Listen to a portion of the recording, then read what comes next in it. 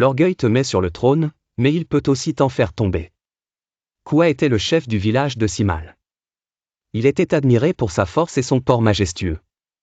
Avec ses grands boubous brodés et sa canne ornée d'or, il marchait comme s'il portait le ciel sur ses épaules.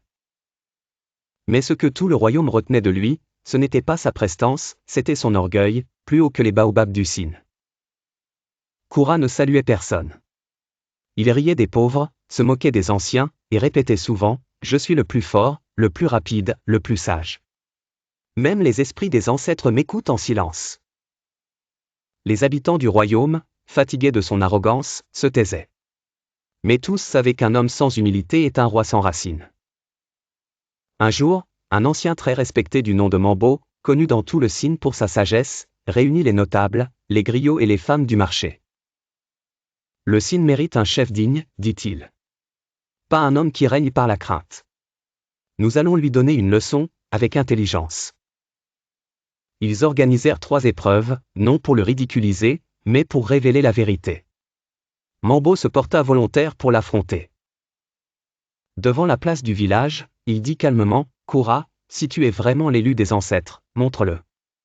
Gagne ces 3 épreuves, et tu garderas la tête du royaume. » Kura éclata de rire, humilié qu'un vieil homme ose le défier. « Toi? Avec tes jambes tremblantes? J'accepte. Prépare ton discours d'excuses. » Le but était simple, atteindre en premier le bois sacré de Fawa. Kura s'élança, rapide comme un lion, bousculant les buissons et les enfants sur son chemin. Mambo, lui, marcha lentement. En chemin, il s'arrêta pour aider un jeune berger tombé et pour porter une calebasse d'eau à une vieille dame. Kura arriva le premier, triomphant, « J'ai gagné, encore une fois. » Mais les anciens du royaume dirent, « Tu es venu seul. Mambo est arrivé avec des bénédictions. Il est le vrai vainqueur. » Un conflit opposait 2 familles serrèrent autour d'un champ de mille hérités. Kura décida rapidement, sans écouter les 2 côtés, l'un dement, l'affaire est close.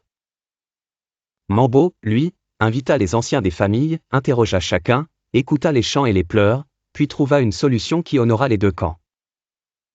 Le conseil déclara, un chef pressé divise. Un chef patient guérit. Mambo a gagné.